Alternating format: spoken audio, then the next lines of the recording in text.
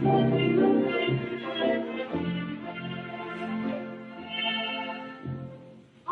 dormant dans mon grand lit, j'ai fait un rêve cette nuit, et je n'ai fermé mes yeux pour continuer ce songe heureux, car mon rêve c'était vous, je vous voyais à genoux, mais disant sans cesse le monde d'une caresse.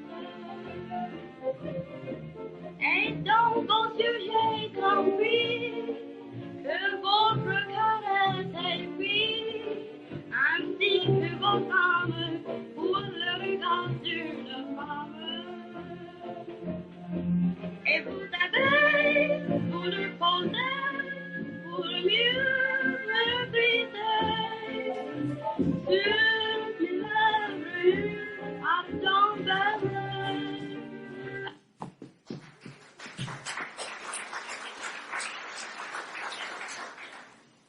Qui dois-je annoncer, madame? La duchesse du Pont-du-Fort, maître Spar, Avoué et monsieur Gaston. Gaston! Nous sommes bien obligés de lui donner ce nom jusqu'à nouvel ordre. Madame la duchesse voudra bien excuser monsieur et madame, mais madame la duchesse était attendue qu'au train de 11h50. Je vais faire prévenir immédiatement madame et monsieur de la venue de madame la duchesse.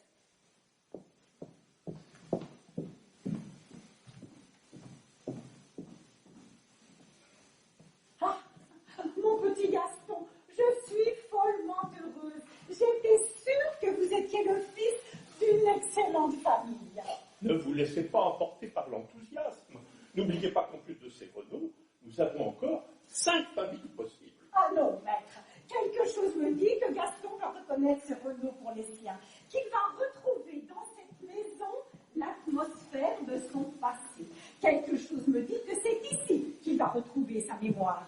C'est un instinct de femme qui m'a rarement trompé. Oh alors? Eh bien, Gaston, vous êtes aimé, j'espère. Pas trop. Pas trop. Oh, mon ami, je me demande parfois si vous vous rendez compte de ce que votre cœur de poignant. Mais madame la duchesse... Non.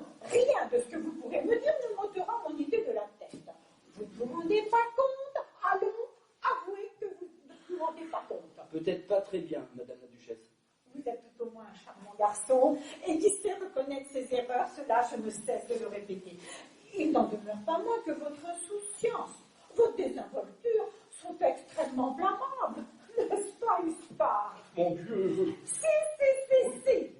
Il faut me soutenir, voyons, et lui faire comprendre qu'il doit être ému. Gaston, Madame la duchesse? êtes-vous de pierre? De pierre? Oui, avez-vous le cœur plus dur que le roc? Je ne crois pas, madame la duchesse. Excellente réponse. Moi non plus, je ne le crois pas. Et pourtant, pour un observateur moins avisé que nous, votre conduite ne serait croire que vous êtes un homme de marbre. Ah. Gaston, vous ne comprenez peut-être pas la gravité de ce que je vous dis. Oh, j'oublie parfois que je parle en amnésique et qu'il y a des mots que vous avez pu ne pas réapprendre depuis 18 ans. Savez-vous ce que c'est que du marbre? De la pierre? C'est bien. Mais savez-vous encore quelle sorte de pierre? La pierre la plus dure. Vous m'entendez? Oui. Et cela ne vous fait rien que je compare votre cœur à la pierre la plus dure? Bah non, ça me ferait plutôt rigoler. Oh, avez-vous entendu ça? C'est un enfant. Il n'y a plus d'enfant. C'est un ingrat. Ainsi, vous êtes un des cas les plus troublants de la psychiatrie, une des énigmes les plus angoissantes de la Grande Guerre, et si je traduis bien votre grossier langage, cela vous fait rire.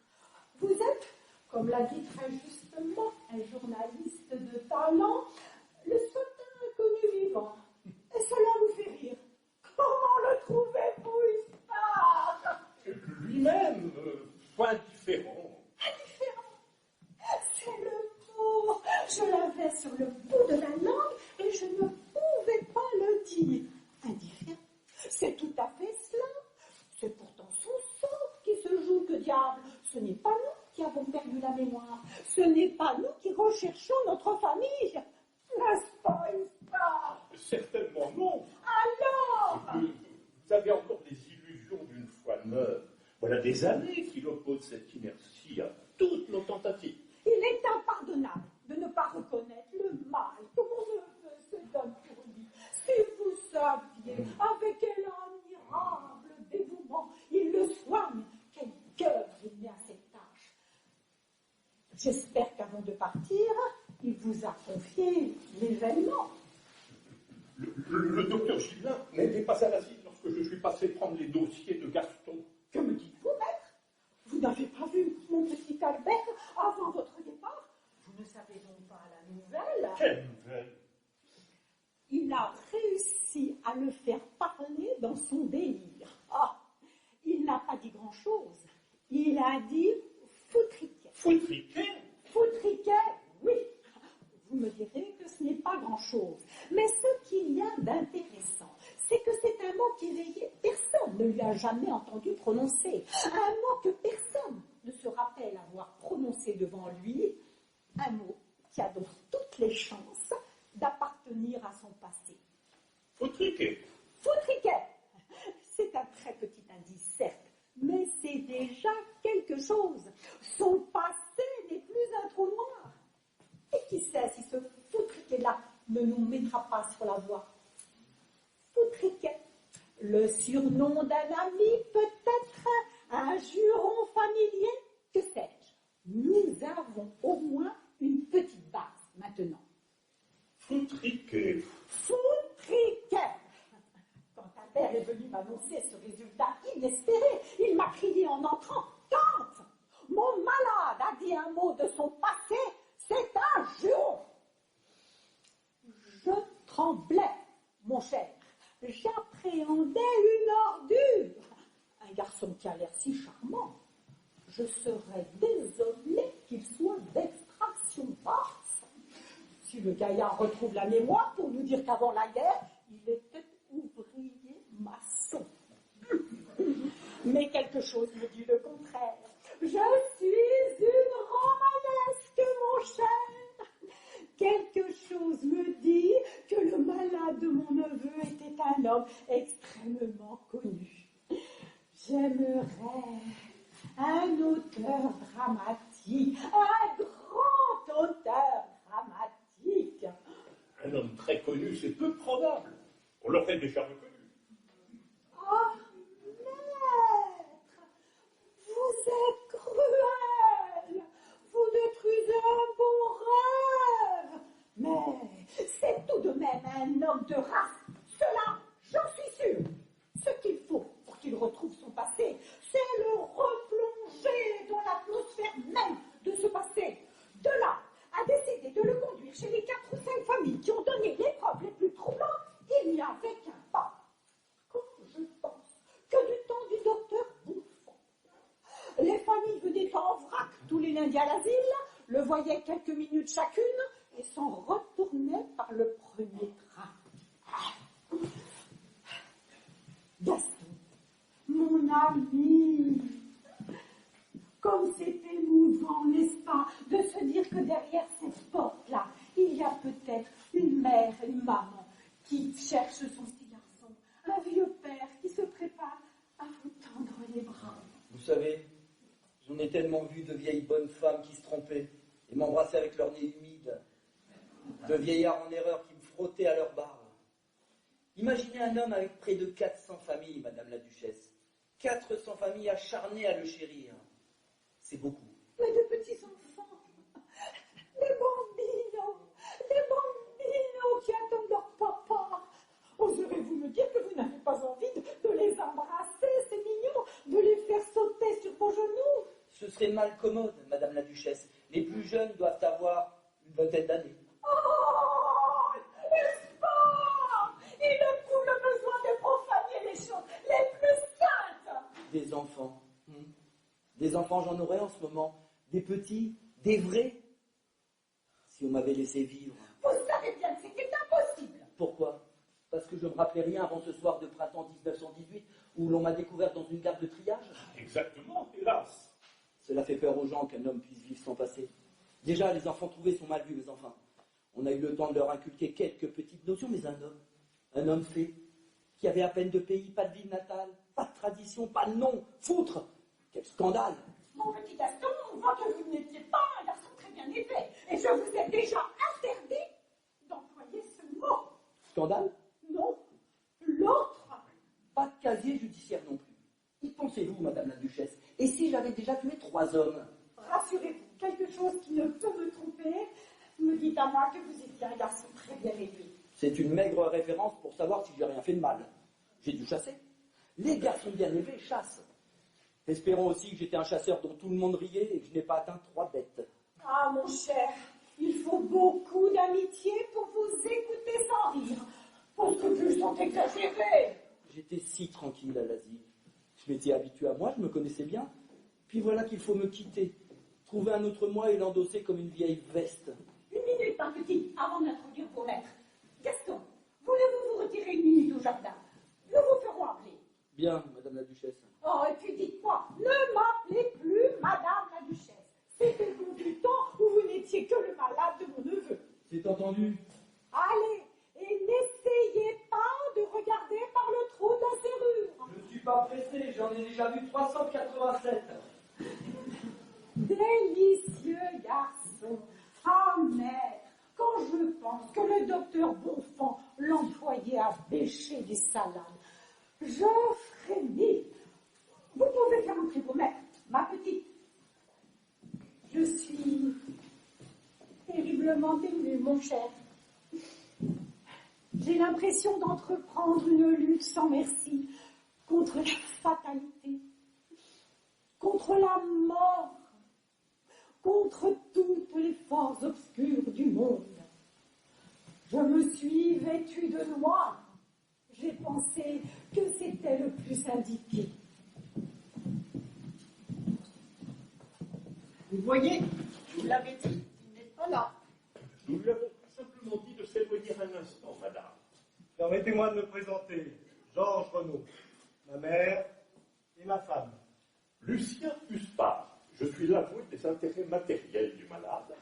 Madame la duchesse du Comte du Fort, présidente des différentes œuvres d'association du Comte-au-Bronx, et qui, en l'absence de son neveu, le docteur Gibelin, a bien voulu se charger d'accompagner le malade. Oui, je me suis associée, dans la mesure de mes faibles forces, à l'œuvre de mon neveu. Il s'est donné à cette tâche avec tant de fougue, avec tant de foi. Nous lui garderons une éternelle reconnaissance des soins qu'il a donnés à notre petit Jacques, madame. Et ma plus grande joie eût été de le lui dire personnellement. Je vous remercie, madame. Mais je vous prie de m'excuser, c'est une minute si émouvante.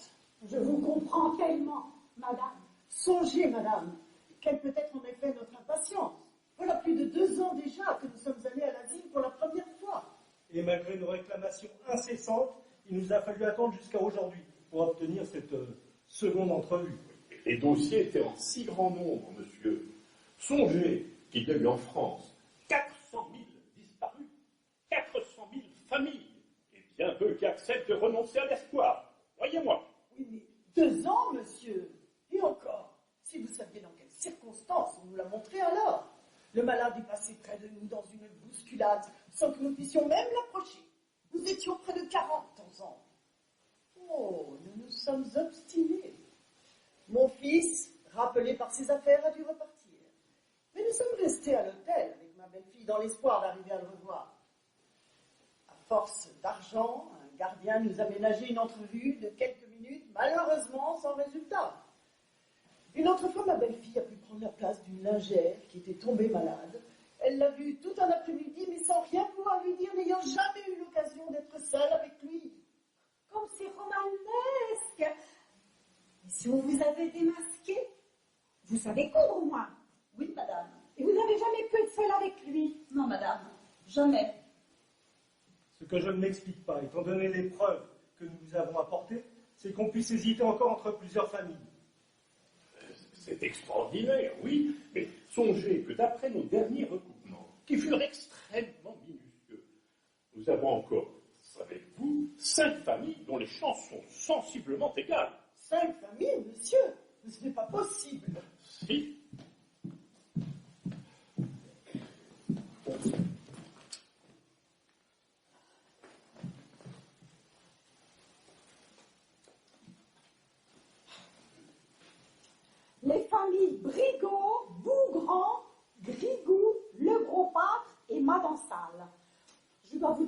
suite, madame, que vous avez absolument toute ma sympathie. Je vous remercie, madame. Non, ne me remerciez pas. Votre lettre m'a d'abord donné l'impression que vous étiez des gens charmants, impression que notre rencontre confirme en tout point. Après vous, d'ailleurs, Dieu sait dans quel monde nous allons tomber. Il y a une crémière, un lampiste. Un lampiste? Un lampiste, oui, madame, un lampiste. Nous vivons à une époque inouïe. Ces gens-là ont toutes les prétentions. Mais n'ayez crainte, moi vivante, on ne donnera pas Gaston à un lampiste. Oui, on avait annoncé que les visites se feraient par ordre d'inscription, ce qui était logique. Mais comme vous auriez fait ainsi les derniers, Madame la Duchesse du Pont-du-Fort a voulu, un peu imprudemment sans doute, passer outre et venir chez vous en premier lieu. Pourquoi imprudemment? J'imagine que ceux qui ont la charge des malades sont bien libres de pouvoir... Libre, oui. Mais vous ne pouvez pas savoir, madame, quel déchaînement de passion, souvent intéressé, là, s'il y a autour de Gaston. Sa pension de mutilé qu'il n'a jamais pu toucher, elle le met à la tête d'une véritable petite fortune. 250 000 francs. Mais comment cette question d'argent peut-elle jouer dans une alternative aussi tragique? Elle peut, malheureusement, madame. Ah, permettez-moi, à propos, un mot sur la situation juridique du malade. Après, monsieur, après, je vous en prie.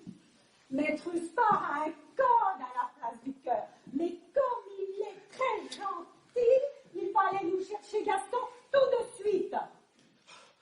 Je suis obligé de m'incliner.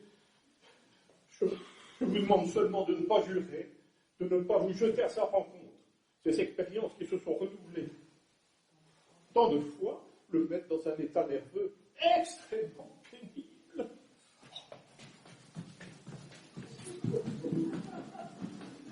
Vous devez avoir une immense hâte de le revoir, madame. Une mère ne peut guère avoir un autre sentiment, madame. Je suis émue pour vous. Vous avez également connu notre malade, madame. Oui, madame, je vous ai dit que j'avais été à l'asile. C'est juste, suis-je étourdie? Georges, mon fils aîné, a épousé Valentine toute jeune. Jacques et Valentine étaient de vrais camarades. Ils s'aimaient beaucoup.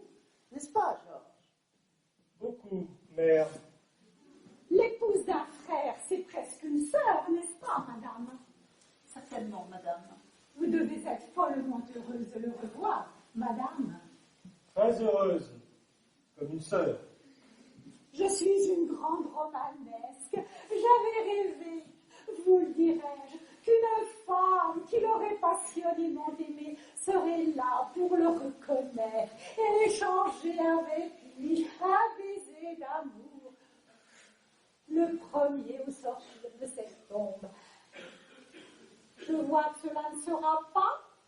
Non, madame, ça ne sera pas. Tant pis pour mon beau rêve.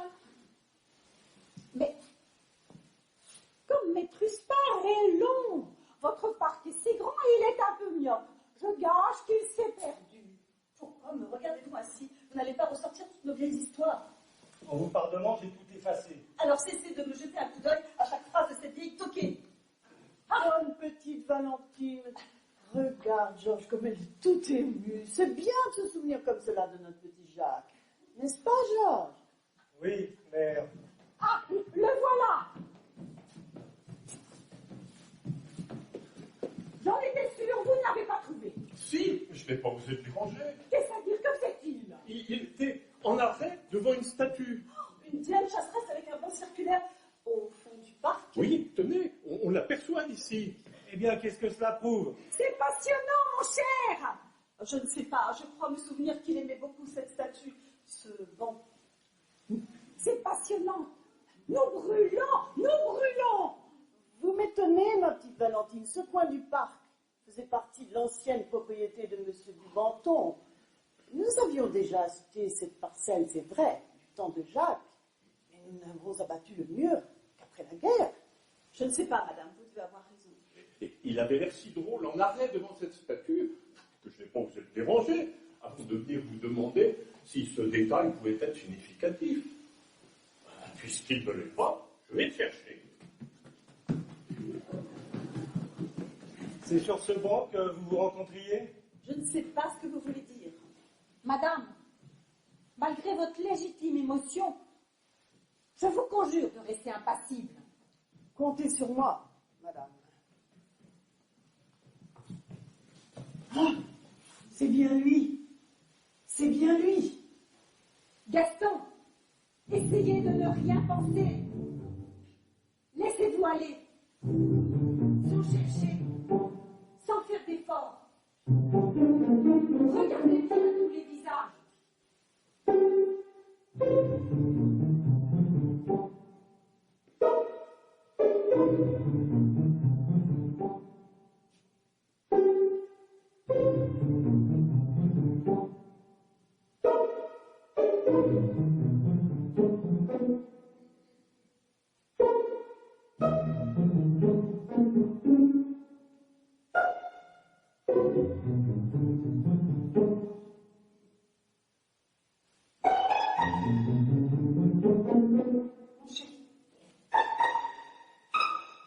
Je suis navré.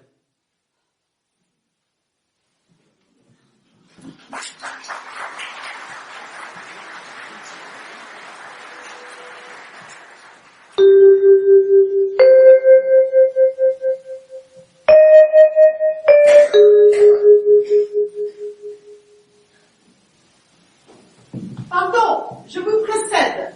Alors ici, tu vois, c'est le couloir que tu prenais pour aller à ta chambre. Et voici ta chambre. Ah, quelle négligence. J'avais pourtant demandé qu'on enlève les housses et qu'on ouvre les rideaux. Oh, ma chambre.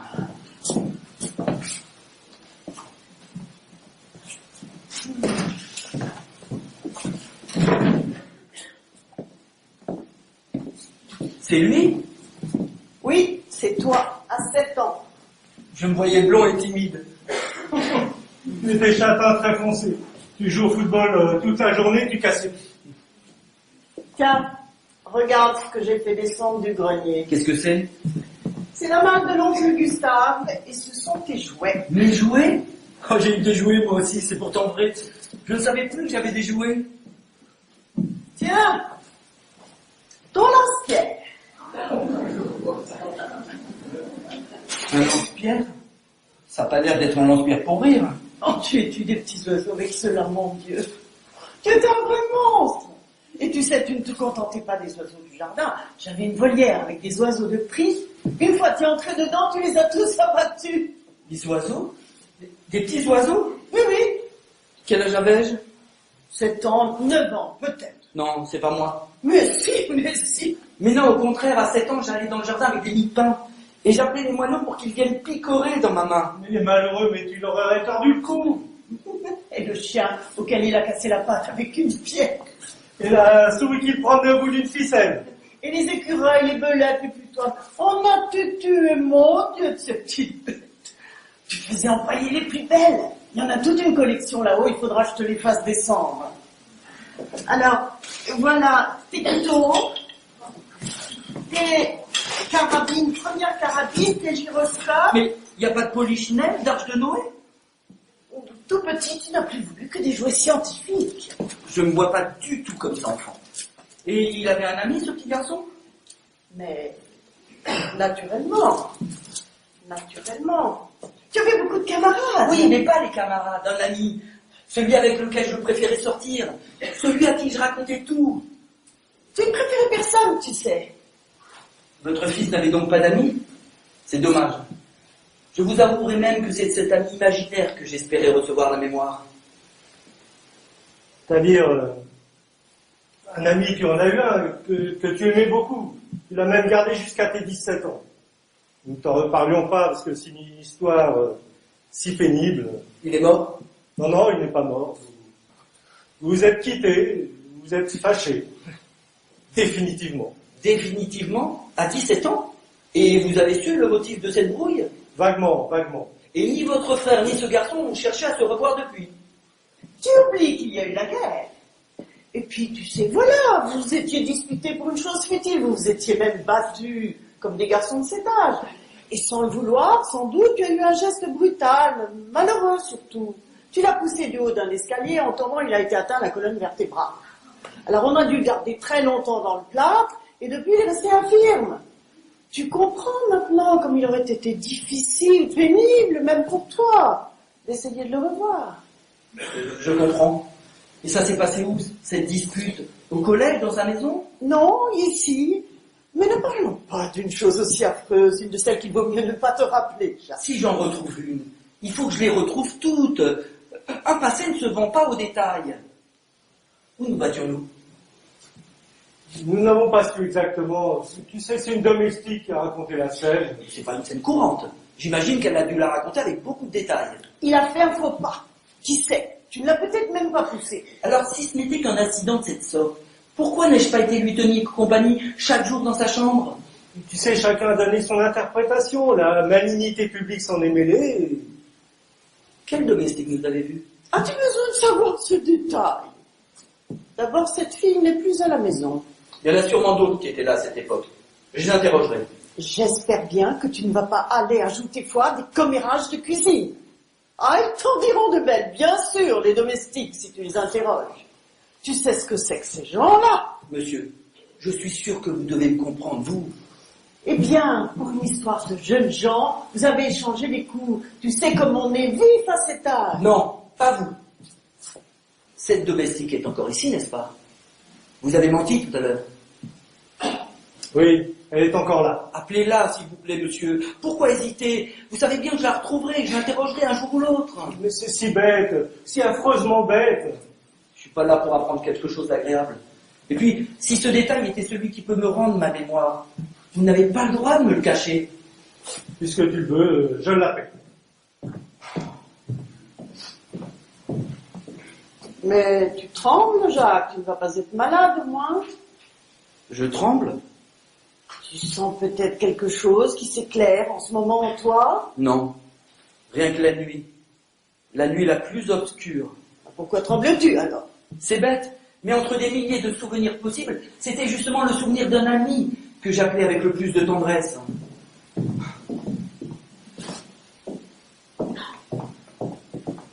Madame m'a fait appeler?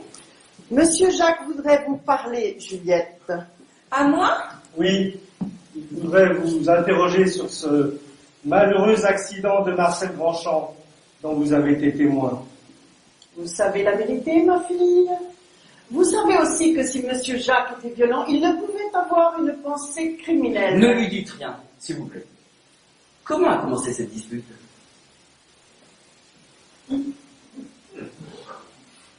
C'est-à-dire que... Voulez-vous être assez gentil pour me laisser seul avec elle? Je sens que vous la gênez. Je suis prête à tout ce que tu veux, Jacques, si tu peux nous revenir. Je vous rappellerai.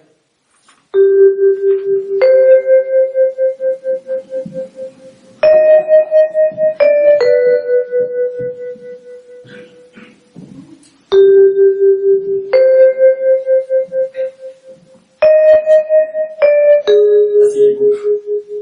Monsieur permet? Oh, laissons de côté la troisième personne, je vous en prie. Elle ne pourrait que nous gêner. Quel âge avez-vous? 33 ans. Bah, vous le savez bien, monsieur Jacques. Puisque j'avais 15 ans lorsque vous êtes parti au front. Pourquoi me le demander? D'abord parce que je ne le savais pas. Ensuite, je vous répète que je ne suis peut-être pas monsieur Jacques. Ah bah, si. Ah, moi je vous reconnais bien, monsieur Jacques. Vous l'avez bien connu? Oh. C'est pas possible d'oublier à ce point-là. Mais vous vous rappelez donc rien, monsieur Jacques? Exactement rien. S'entendre poser des questions pareilles? Après ce qui s'est passé? Oh, est-ce que ça peut être torturant pour une femme? Ah? Oh, pardon. Oh, je vous demande pardon. Mais alors, monsieur Jacques? Oui. Oh, je vous demande pardon alors. Mais quel âge aviez-vous? 15 ans. C'était mon premier. 15 ans. Et lui, 17. Mais c'est très gentil cette histoire. C'est la première chose que j'apprends de lui qui me paraisse un peu sympathique. Et ça a duré longtemps. Jusqu'à ce qu'il parte. Et moi qui ai tant cherché pour savoir quel était le visage de ma bonne amie. Eh bien, elle était charmante. Elle était peut-être charmante, mais elle n'était pas la seule, allez. Ah non? Oh non, allez. Ça non plus, c'était pas tellement antipathique. Oh, vous trouvez peut-être ça drôle, hein? Mais avouez que pour une femme... Bien sûr, pour une femme. C'est dur, aller pour une femme. De se sentir bafouée dans son douloureux amour. Dans son doulou? Oui, bien sûr. Oh, j'étais peut-être une petite bonne de rien du tout. Mais ça m'a pas empêché de la boire jusqu'à la lie. Cette atroce douleur de la mort outragée. C'est atroce. Bien sûr. Oh! Vous n'avez jamais lu Violer le soir de son mariage? Non. Vous devriez. Il y a une situation presque semblable. L'infâme séducteur de Bertrand s'en va lui aussi, mais en Amérique, où l'appelle son oncle richissime. Et c'est alors qu'elle le lui dit. Bertrand, oui. Qu'elle l'a bu jusqu'à la lie, son atroce douleur de la mort outragée. Ah, c'était une phrase du livre. Oui. Oh, mais ça s'appliquait tellement bien à moi. Bien sûr. Et il vous aimait beaucoup, monsieur Jacques? Passionnément. Oh, ben c'est bien simple. Il me disait qu'il se tuerait pour moi. Comment êtes-vous devenue sa maîtresse? Ah, c'était le second jour que j'étais dans la maison. Je faisais sa chambre. Il m'a fait tomber sur le lit. Oh, bon, moi, je voyais comme une idiote. Hein. Bon, forcément, à cet âge. Eh ben, ça s'est passé comme qui dirait, malgré moi. Mais après, il m'a juré qu'il m'aimerait toute sa vie. Et puis? Drôle de monsieur Jacques.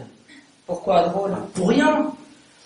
En tout cas, si je deviens monsieur Jacques, je vous promets de vous reparler très sérieusement de cette situation.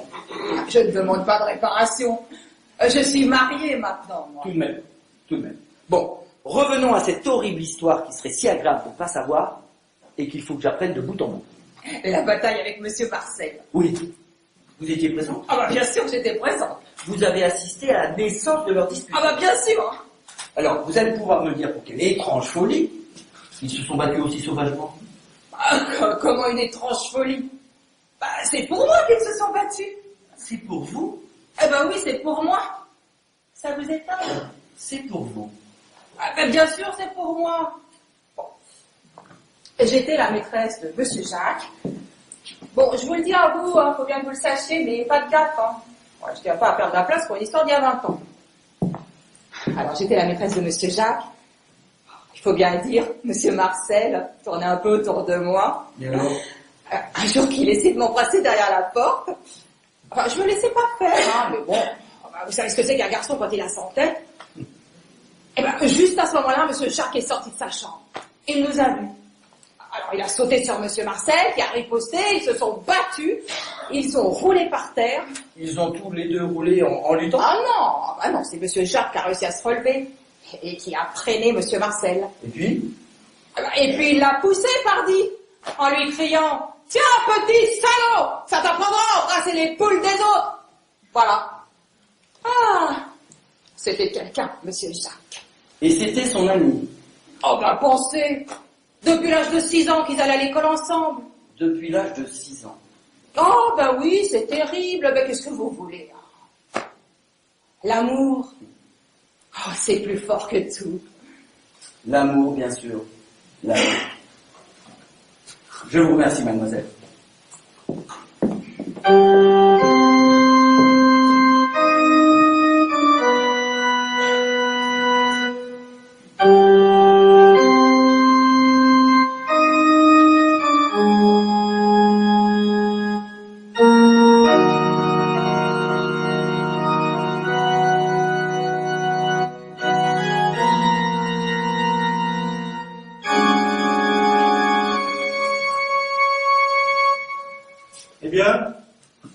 Vous savez ce que vous vouliez savoir? C'était pas une bien jolie chose, certainement, mais je me crois, malgré tout ce qu'on a pu dire, que ce n'était qu'un accident. Et puis tu avais 17 ans, faut pas l'oublier. Non, un enfantillage, un sinistre enfantillage. Vous l'aimiez bien? C'était mon petit frère, malgré tout le reste. Parce qu'il y a eu bien d'autres choses encore. Ah, tu étais terrible. Tant que j'en aurai le droit, je vous demanderai de dire « il était terrible ». Oui, terrible. Tu nous as causé bien des soucis, tu sais. Et si tu reviens parmi nous, il te faudra apprendre des choses encore bien plus graves que ce geste malheureux pour lequel tu peux tout de même conserver le bénéfice du doute. Je dois encore apprendre autre chose? Tu étais un enfant, que veux-tu? Un enfant livré à lui-même, dans un monde désorganisé. Maman, avec ses principes, se heurtait à toi maladroitement, sans rien faire que de te refermer davantage. Moi, je n'avais pas l'autorité suffisante. Il a fait une grosse bêtise d'abord, oui, qui nous a coûté très cher. Tu sais, nous les aînés, nous étions au front. Les jeunes gens de ton âge se croyaient tout permis. Tu as voulu monter une affaire.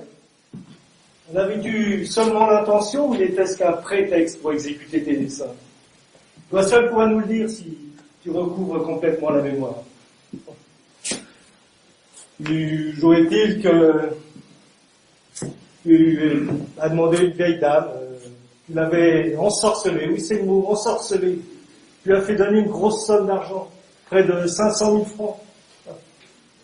Tu as dit que tu étais un intermédiaire. Tu t'étais fait faire du faux papier en tête d'une compagnie imaginaire sans doute. Tu signais des faux reçus. Et puis un jour tout s'est découvert, mais il était trop tard. Tu avais dépensé les quelques milliers de francs qu'il restait avec des femmes et des camarades dans Dieu sait quel tripot, quelle boîte. Enfin, nous avons remboursé, naturellement. La joie avec laquelle vous apprêtez à voir revenir votre frère est admirable. Plus encore que tu ne le crois, Jacques. Comment? Il y a autre chose? Nous en reparlerons une autre fois. Pourquoi une autre fois? Il vaut mieux, j'avais appelé maman, elle doit s'inquiéter de notre silence. Vous pouvez me parler. Je suis presque sûr de n'être pas votre frère. Vous lui ressemblez beaucoup pourtant.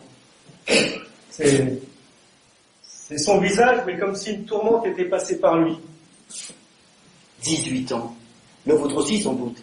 Quoique je n'ai pas l'honneur de me le rappeler sans rides. Non, ce ne sont pas seulement les rides, c'est une usure, mais une usure qui, au lieu de creuser, de raviner, aurait adouci, poli. C'est comme une tourmente de douceur et de bonté qui est passée sur votre visage. Oui, il y a beaucoup de chance, je le comprends maintenant, pour que le visage de monsieur votre frère n'ait pas été particulièrement empreint de douceur. Vous vous trompez, il était dur, oui, léger, inconstant, mais je l'aimais bien avec ses défauts. Il était plus beau que moi. Peut-être pas plus intelligent, de cette intelligence qu'il faut pour le collège ou les concours, mais plus fin, plus séduisant. Il m'aimait bien aussi à sa façon. Il avait même au sortir de l'enfance une sorte de tendresse reconnaissante qui me touchait beaucoup. C'est pour ça que ça a été si dur quand je l'ai appris. Oh, je l'ai détesté. Et puis très vite, je n'ai plus su lui en vouloir. Et de quoi? Est-ce toi, Jacques? J'ai beau me dire qu'il était jeune, j'ai beau me dire qu'il était faible comme tous les violents, j'ai beau me dire que tout est facile à de belles lèvres un soir d'été quand on va partir pour le front, j'ai beau me dire que j'étais loin et qu'elle était toute petite. Je vous suis mal. Il vous a pris une femme? Votre femme? Oh, le salaud.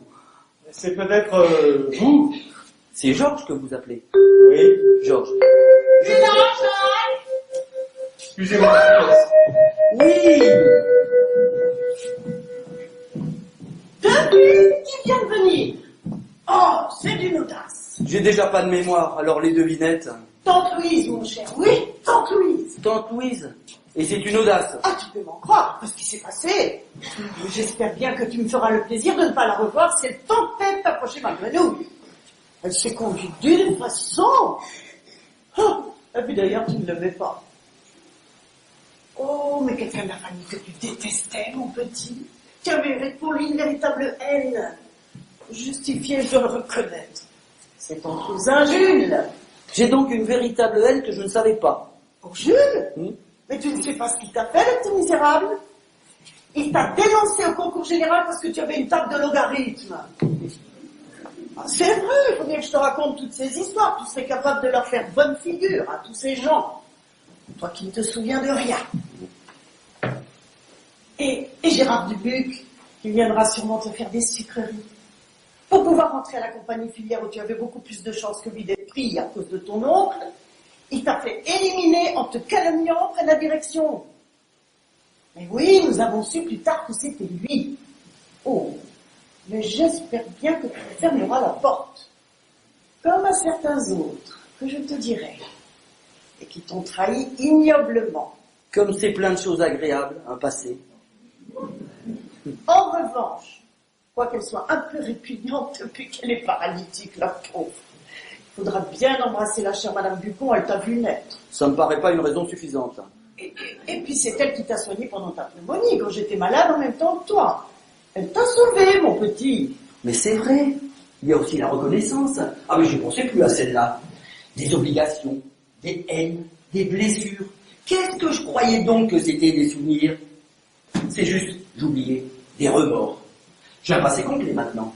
Mais vous voyez comme je suis exigeant.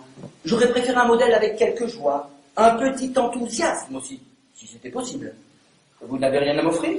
Je ne te comprends pas, mon petit. C'est pourtant simple. Je voudrais que vous me disiez de mes anciennes joies. Mes haines, mes remords ne m'ont rien appris.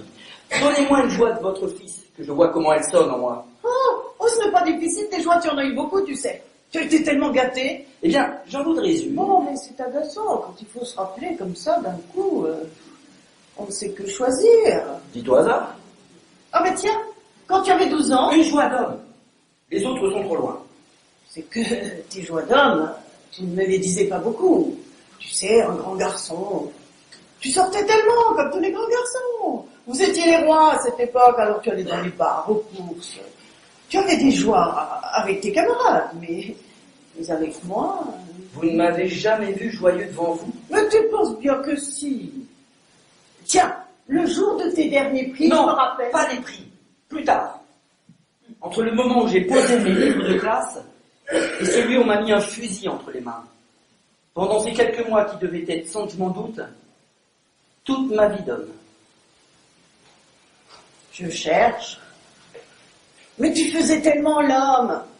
Mais enfin, à 18 ans, si sérieusement on joue à l'homme, on est encore un enfant. Je vous demande pas une joie débordante, une toute petite joie. Je vais te dire, mon petit Jacques, j'aurais voulu t'expliquer cela plus tard et plus posément. Nous n'étions plus en très bons termes à cette époque tous les deux. Oh, c'était un enfantillage. Avec le recul, je suis sûre que cela va te paraître beaucoup plus grave que ça n'a été. Oui, entre le collège et le régiment, nous ne nous adressions plus la parole. Ah?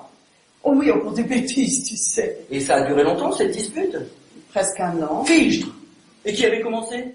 Oh, moi, si tu veux. Mais c'était bien à cause de toi. Tu t'étais entêté stupidement. Quel entêtement de jeune homme a donc pu vous entraîner à pas parler à votre fils pendant un an? Tu n'as jamais rien fait pour faire cesser cet état de choses. Rien. Mais quand je suis parti pour le front, nous nous sommes réconciliés tout de même. Vous ne m'avez pas laissé partir sans m'embrasser. Si. Mais c'est ta faute. Ce jour-là aussi, je t'ai attendu dans ma chambre. Toi, tu attendais dans la tienne. Tu voulais que je fasse les premiers pas, moi, ta mère. Alors que tu m'avais gravement offensé. Les autres ont eu beau s'entremettre, rien ne t'a fait céder, rien. Et tu partais pour le front. Quel âge avais-je? 18 ans. Je ne savais peut-être pas où j'allais. À 18 ans, c'est une aventure amusante, la guerre. Mais on n'était plus en 1914 où les mères mettaient des fleurs au fusil. Vous deviez le savoir, vous, où j'allais. Oh, je pensais que la guerre serait finie avant que tu quittes la caserne ou que je te reverrais à ta première permission avant le front. Et puis tu étais toujours si cassant, si dur avec moi. Mais vous ne pouviez pas descendre me dire « Tu es fou, embrasse-moi !» J'ai eu peur de tes yeux, du rictus d'orgueil que tu aurais eu sans doute. Tu aurais été capable de me chasser, tu sais. Eh bien, vous seriez revenu.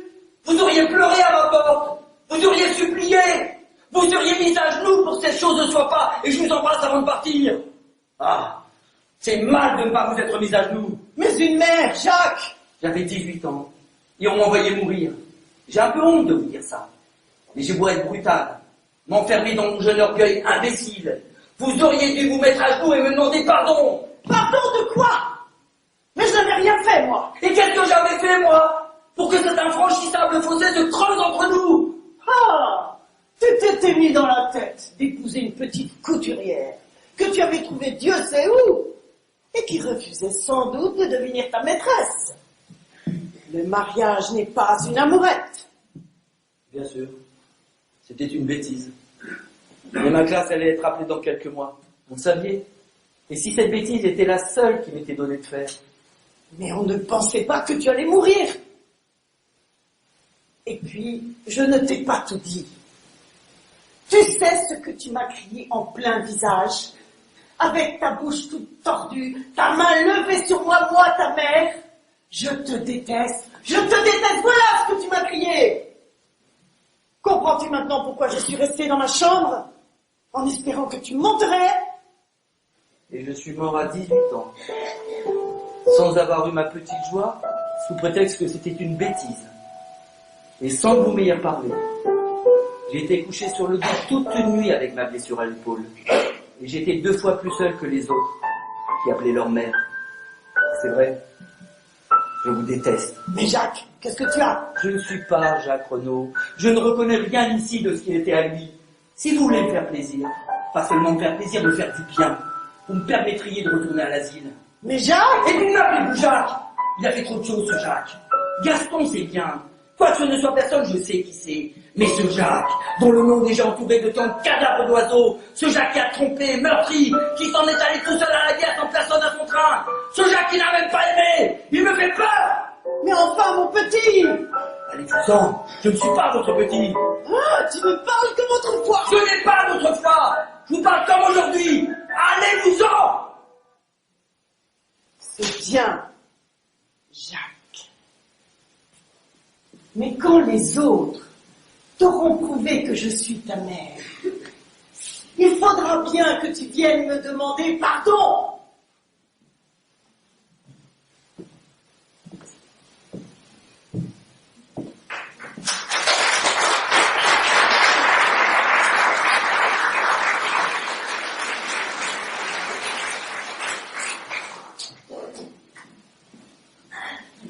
Vous dites qu'il n'a jamais aimé? Comment savez-vous, vous qui ne savez rien? Vous aussi, allez-vous-en. Pourquoi me parlez-vous ainsi? Qu'est-ce que vous avez? Allez-vous-en. Je ne suis pas Jacques Renaud. Vous le criez comme si vous en aviez peur. C'est un peu cela, oui. De la peur passe encore. La jeune ombre de Jacques est une ombre redoutable à endosser. Mais pourquoi de la haine? Et contre moi? Je n'aime pas que vous veniez faire des sourires comme vous n'avez pas cessé de m'en faire depuis que je suis ici. Vous avez été sa maîtresse. Qui a osé le dire? Votre mari. Eh bien, si vous êtes mon amant, si je vous retrouve et que je veuille vous reprendre, vous êtes assez ridicule pour trouver cela mal. C'est peut-être pas si mal après tout de prendre la femme de son frère. Un frère qui vous aimait, qui vous a fait du bien. Quand nous nous sommes connus en vacances à Pinard, j'ai joué au tennis. J'ai nagé avec vous plus souvent qu'avec votre frère. J'ai fait plus de promenades sur les rochers avec vous. C'est avec vous seul, que j'ai échangé des baisers. Je suis venue chez votre mère, puis à des parties de camarades, et votre frère s'est mis à m'aimer. Mais c'est vous que je venais voir. Mais c'est tout de même lui que vous avez épousé. Vous étiez un enfant. J'étais mineure, orpheline, sans un sou, avec une tante bien fétichiste qui m'avait déjà fait payer très cher les premiers parties refusées. Devais-je me vendre à un autre, plutôt qu'à lui qui me rapprochait de vous? Il y a une rubrique dans les magazines féminins où on répond à ce genre de questions.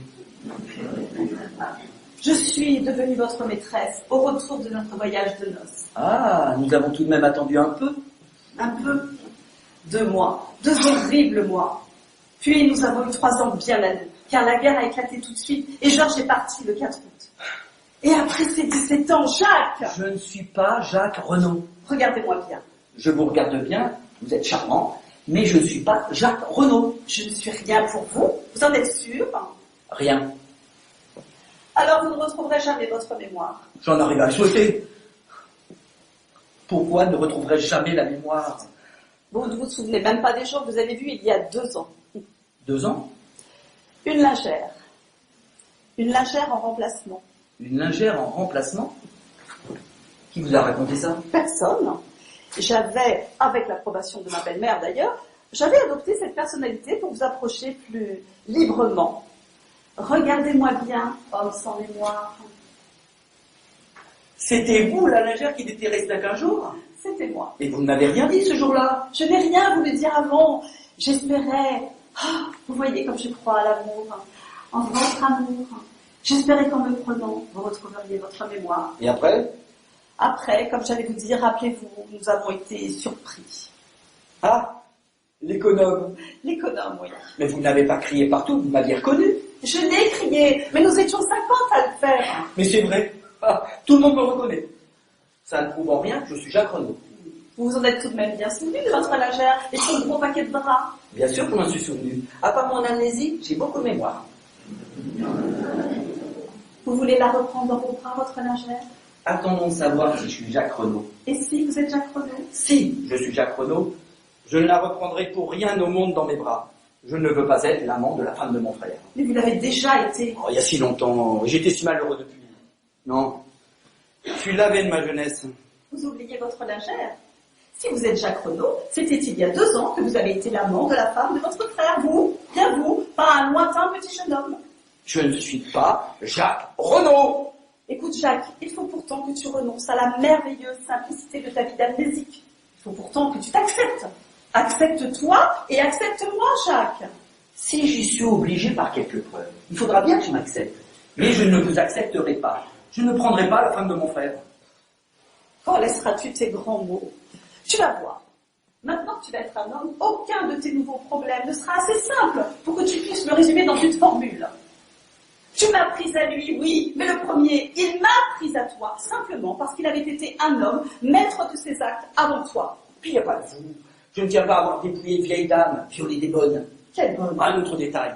Je ne tiens pas non plus à avoir levé la main sur ma mère, ni à aucune des excentricités de mon affreux petit sosie. Oh, comme tu cries. Mais à peu de choses près, tu as déjà fait cela un peu tout à l'heure. Non, j'ai dit à une vieille dame inhumaine que je la détestais. Mais cette vieille dame n'était pas ma mère. Si, Jacques. Et c'est pour ça que tu l'as dit avec autant de véhémence. Et tu vois, il t'a suffi, au contraire, de côtoyer pendant 1 heure les personnages de ton passé pour reprendre inconsciemment avec eux tes anciennes attitudes. Écoute, Jacques, je vais monter dans ma chambre car tu vas être très en colère. Dans 10 minutes, tu m'appelleras, car tes colères sont terribles, mais elles ne durent jamais plus de 10 minutes. Qu'en savez-vous? Vous l'agacez à la fin. Vous avez l'air d'insinuer, vous me connaissez mieux que moi. Mais bien sûr, il y a une preuve décisive que je n'ai jamais pu dire aux autres. Je ne vous crois pas. Bah attends, je ne l'ai pas encore dit. Je ne veux pas vous croire. Je ne veux croire personne. Je ne veux plus que personne ne parle de mon passé. Gaston!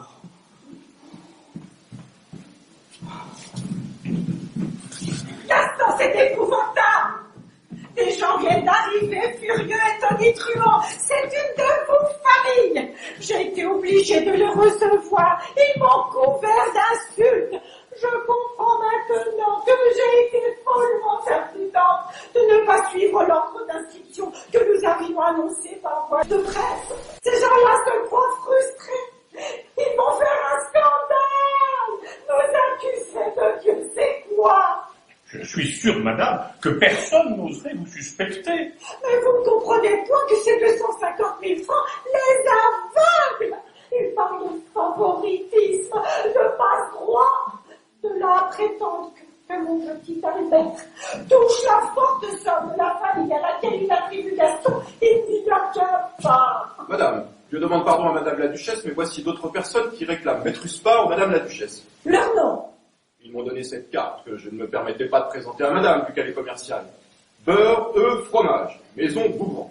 Bougrand? Vous avez dit Bougrand? C'est la crémière. Je demande pardon à madame, mais il y a aussi un monsieur, ou plutôt un homme, qui demande madame la duchesse.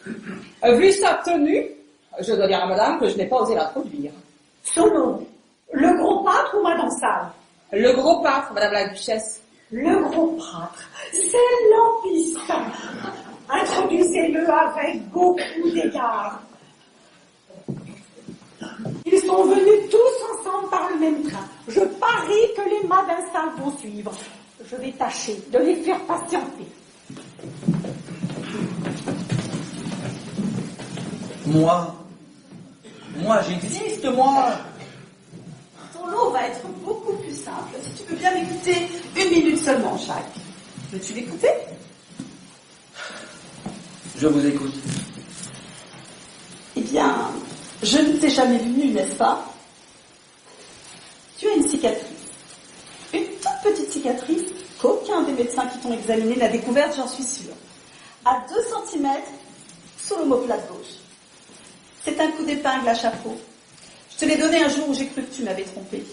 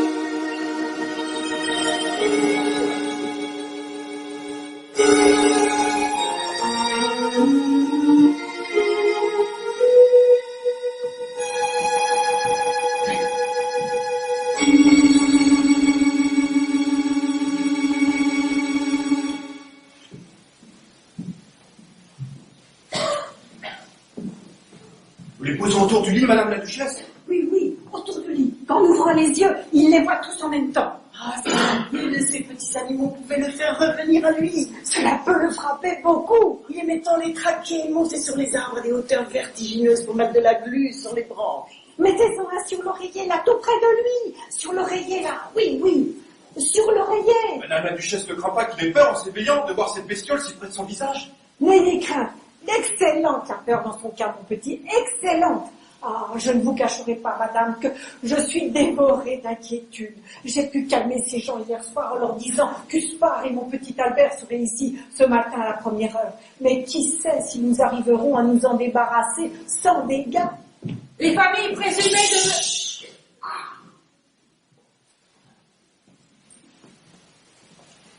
Les familles présumées de Monsieur Gaston viennent d'arriver, Madame la Duchesse. Vous voyez?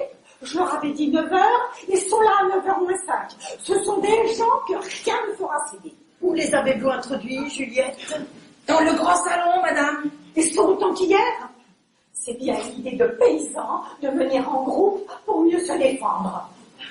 Ils sont davantage, Madame la Duchesse. Davantage? Comment cela, davantage? Oui, Madame la Duchesse, 3 de plus. Mais ensemble, il y a un monsieur de bonne apparence avec un petit garçon et sa gouvernante. Une gouvernante? Quel genre de gouvernante?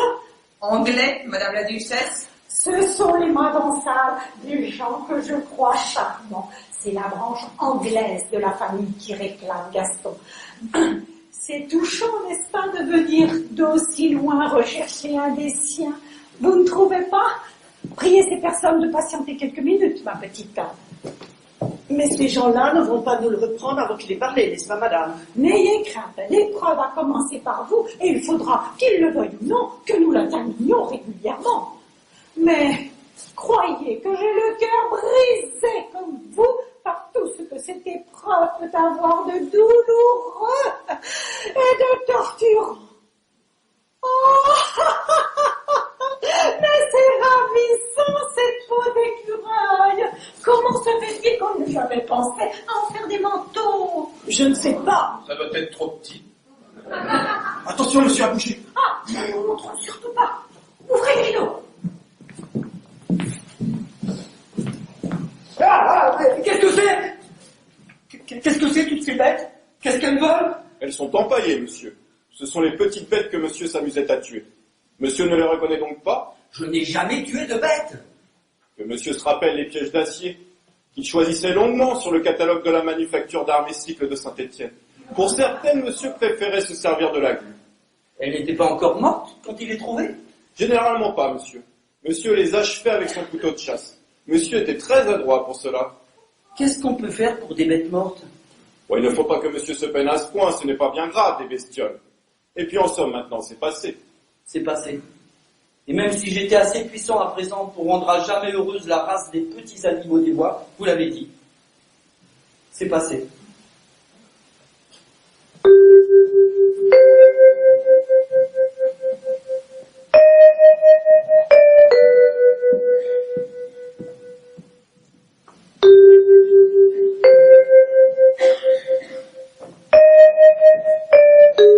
Madame a pu entendre? Je ne crois pas que monsieur ait rien reconnu. On dirait vraiment qu'il y met de la mauvaise volonté. Oh, si c'était cela, vous croyez que je lui parlerais très sévèrement? J'ai malheureusement peur que ça ne soit plus grave. Eh bien, il s'est réveillé? Oui, mais notre petite conspiration n'a rien donné. Il a eu l'air péniblement surpris devant les dépouilles de ces bêtes, mais c'est tout. Pouvez-vous laisser un moment avec lui? J'aimerais essayer de lui parler. Puisses-tu réussir, Jacques? Moi, je commence à perdre l'espoir. Mais il ne faut pas, maman, il ne faut pas, voyons. Il faut espérer, au contraire. Espérer contre l'évidence même. Son attitude est vraiment lassante. Tu veux que je te dise? Il me semble qu'il me fait la tête, comme autrefois. Et puisqu'il ne t'a même pas reconnu. Ah, il avait si mauvais caractère. Amnésique ou non, pourquoi veux-tu qu'il ne l'ait plus? Oh, je crois que vous exagérez son animosité contre vous. En tout cas, je n'ai pas de conseil à vous donner, mais je voulais vous dire que je trouve votre façon d'agir un peu trop froide. Vous êtes mère, que diable! Soyez pathétique! Roulez-vous à ses pieds! Criez! Voir Jacques reprendre sa place ici est mon plus cher désir, madame. Mais je ne saurais aller jusque-là, surtout après ce qui s'est passé. C'est dommage. Je suis sûre que cela le frapperait beaucoup. Moi, si on voulait me prendre mon petit Albert, je sens que je deviendrais redoutable comme une bête sauvage. Vous ai-je raconté que lorsqu'on l'a refusé à Soupachou, je me suis pendue à la barbe du doyen de la faculté.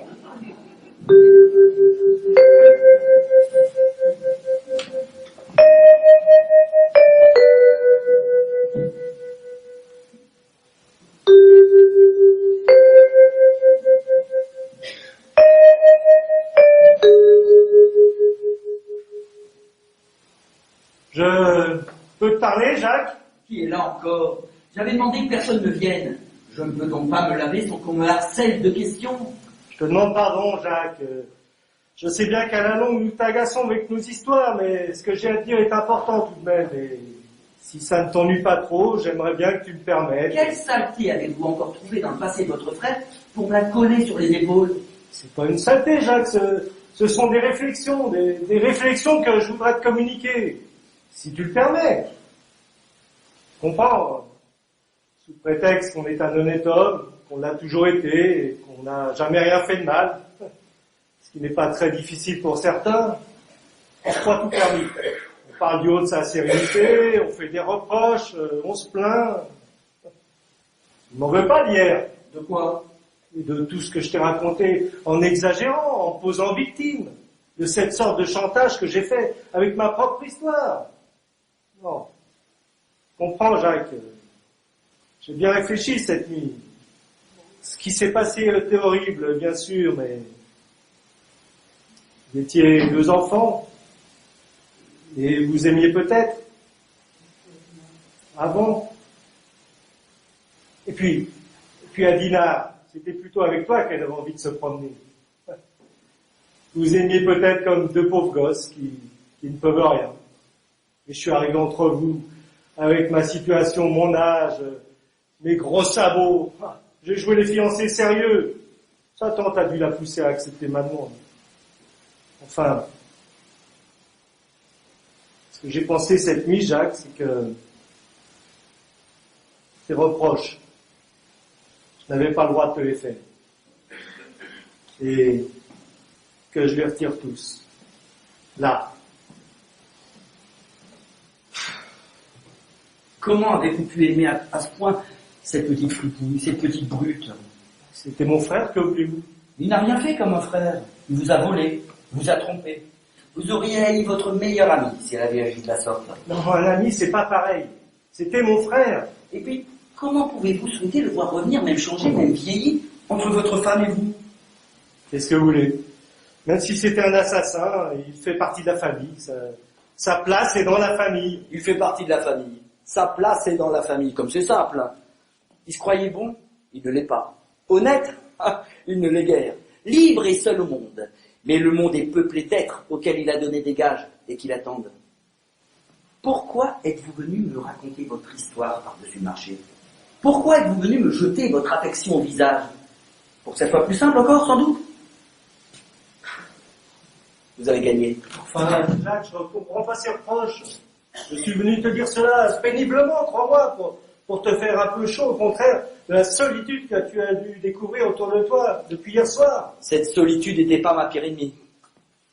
Tu as peut-être surpris des regards domestiques, une gêne autour de toi.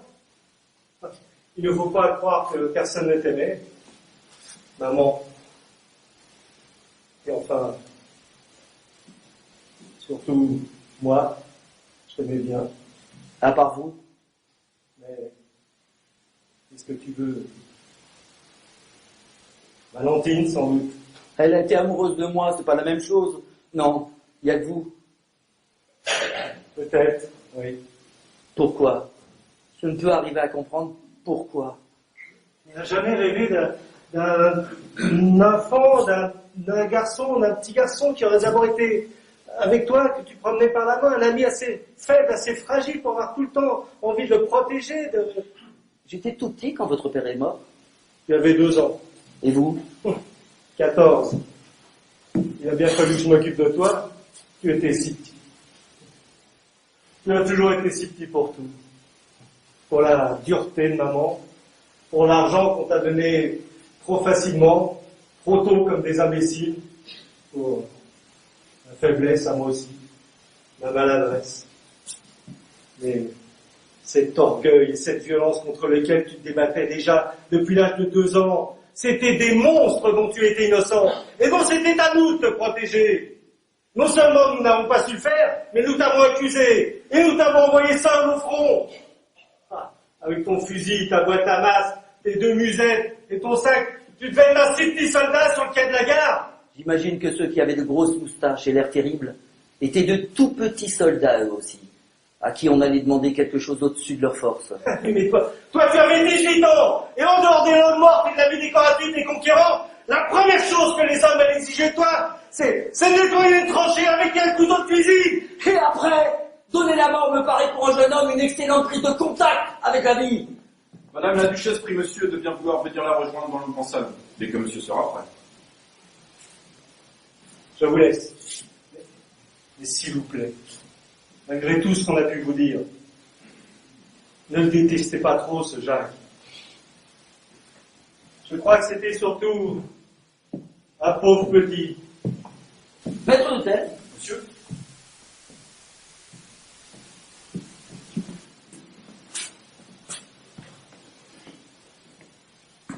Vous n'avez jamais tué quelqu'un?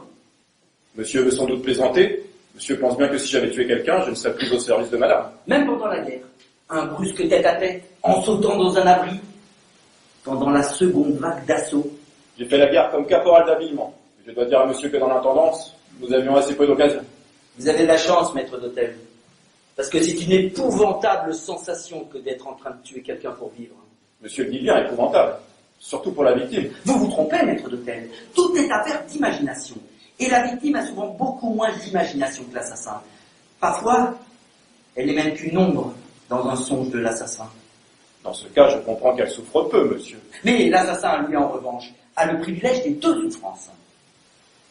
Vous aimez vivre, maître d'hôtel? Comme tout à chacun, monsieur. Imaginez que, pour vivre, il vous faille plonger à jamais dans le néant un jeune homme. Un jeune homme de 18 ans. Une petite fripouille, un petit orgueilleux, mais tout de même. Un pauvre petit. Vous serez libre, maître d'hôtel, l'homme le plus libre du monde. Mais, pour être libre, il vous faut laisser derrière vous ce petit cadavre innocent. Qu'allez-vous faire? J'avoue à monsieur que je ne me suis pas posé la question. Et je dois dire également que si j'en crois les romans policiers, il ne faut jamais laisser le cadavre derrière soi. et si personne, l'assassin ne peut voir le cadavre. Tenez, maître d'hôtel. Voilà. C'est fait. Il est là. À vos pieds. Le voyez-vous?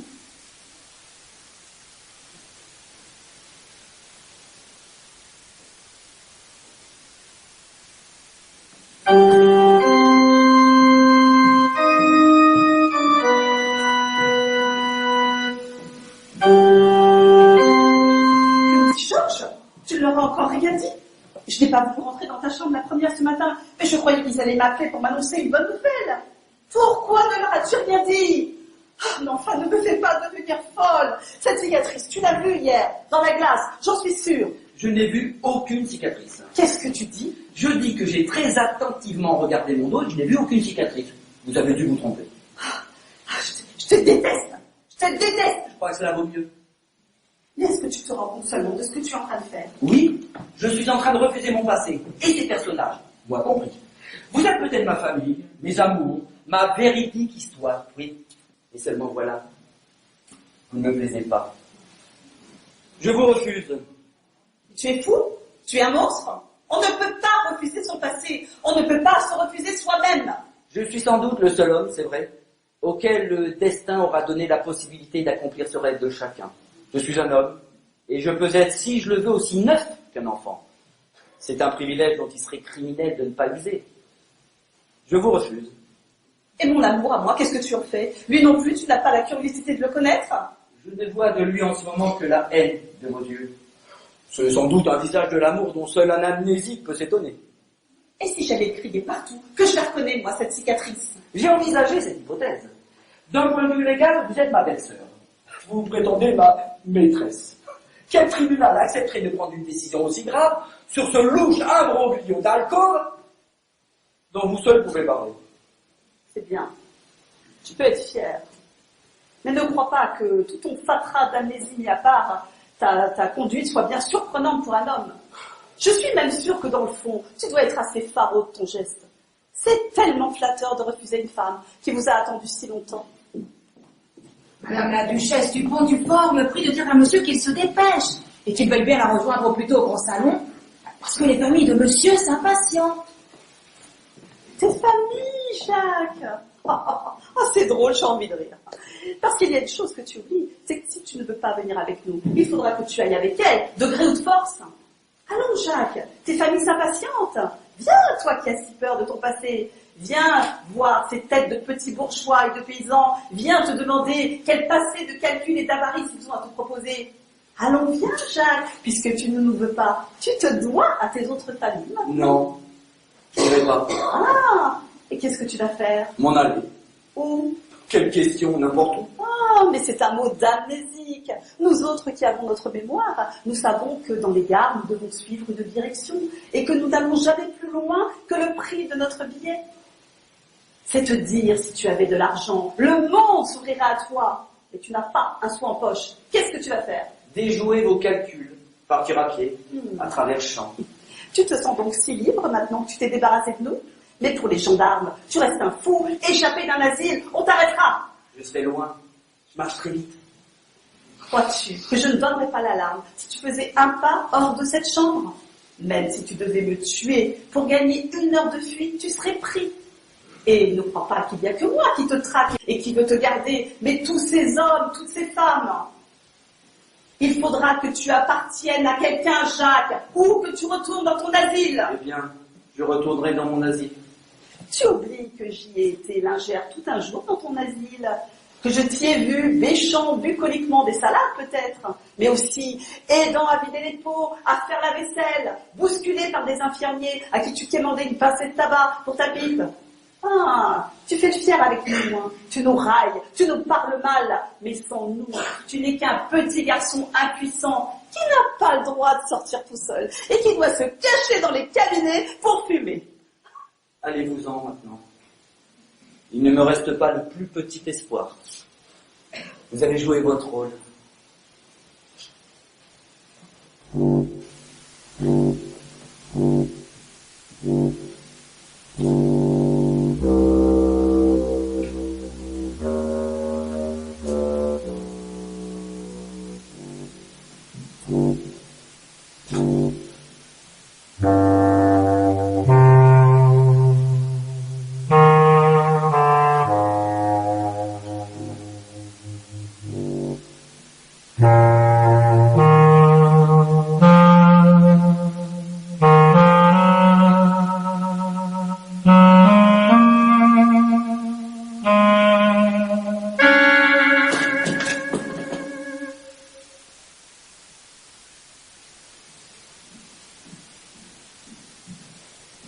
Je vous demande pardon, monsieur, mais vous pouvez peut-être me renseigner. Je cherche le petit endroit. Le petit endroit? Quel petit endroit? Le petit endroit où on est tranquille. Et comment ça se trouve? Parce que figurez-vous que moi aussi en ce moment je cherche le petit endroit où on est tranquille. Alors je me demande bien à qui nous allons pouvoir le demander. Je me le demande aussi. En tout cas, si vous restez là, vous n'avez pas beaucoup de chance de le trouver. Oh là là, c'est vous qui avez cassé le miroir. Oui, c'est moi. Alors je comprends que vous soyez très ennuyé. Vous savez, on dit que ça porte malheur. On le dit, oui. Vous êtes avec les familles? Yes. C'est plein de gens de toute Acadie qui viennent pour essayer de reconnaître un amnésique de la guerre. Moi aussi, je viens pour cela. De quelle famille faites-vous partie? Madensel. L'oncle Madensel, c'est moi. Mon grand-père a eu des enfants très tard, alors voilà, cela s'est fait comme ça. Je suis né 26 ans après mon neveu. Alors c'est vous l'oncle Madensal? Oui, c'est moi. Et Maître Pickwick est mon avocat pour toutes mes histoires de succession. C'est très compliqué, mais je crois que si nous n'arrivons pas à retrouver ce neveu, une bonne partie de mon argent nous passe sous le nez. Cela m'ennuie beaucoup parce qu'il y a une très belle maison dans le Sussex, avec des poneys super. Et ma gouvernante m'a dit que Maître Pickwick avait un pourcentage sur toutes mes affaires. Et comment se fait-il que vous soyez seul à représenter les Madensal? Oh, c'est à la suite d'une épouvantable catastrophe. Vous avez peut-être entendu parler du naufrage du Neptunia.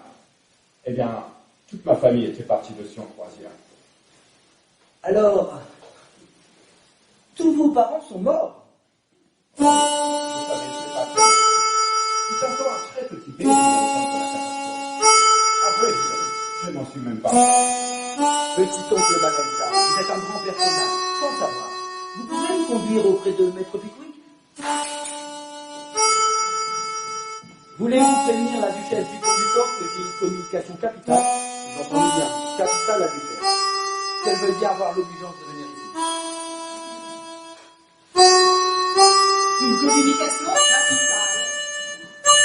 Monsieur, faites compter sur moi. Capitale. Comment cela est que de voir? Mais c'est pourtant que je l'attends moi-même depuis un quart d'heure. Une communication, vous avez dit? Capitale. Eh bien, où est-il? Madame la duchesse, Maître Pickwick, solliciteur de la famille Madensal, vient de m'apprendre une chose extrêmement troublante. Il prétend que le neveu de son petit client possédait à 2 cm sous l'omoplate gauche une légère cicatrice qui n'était connue de personne. C'est une lettre retrouvée par hasard dans un livre qui nous en a fait savoir dernièrement l'existence. Enfin, cette cicatrice, Gaston, vous ne l'avez jamais vue. Personne ne l'a jamais vue, n'est-ce pas? Personne. Vous la regardez?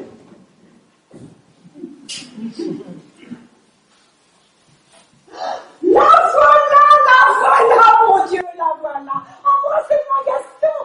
Embrassez-moi, c'est une aventure merveilleuse. C'est effrayant. Je vais peut-être m'évanouir. Je ne le crois pas. Moi non plus. Je dois plutôt téléphoner à mon petit Albert.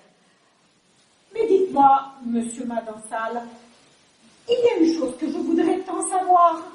Quand il vous a fait dire foutriquet dans votre délire, est-ce un mot qui vous rattache à votre ancienne vie? Chut, ne le répétez à personne. C'est lui qui j'appelle ainsi.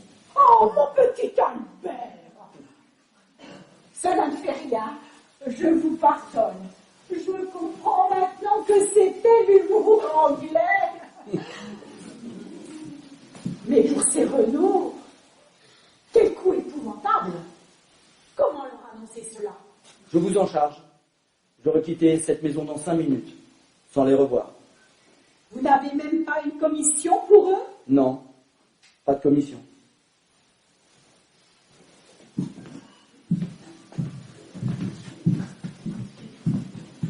Si.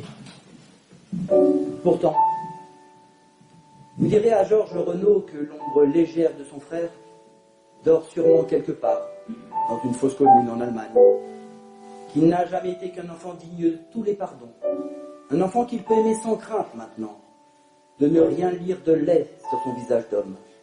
Voilà. Et maintenant, laissez-moi seul avec ma famille. Il faut que nous confrontions nos souvenirs.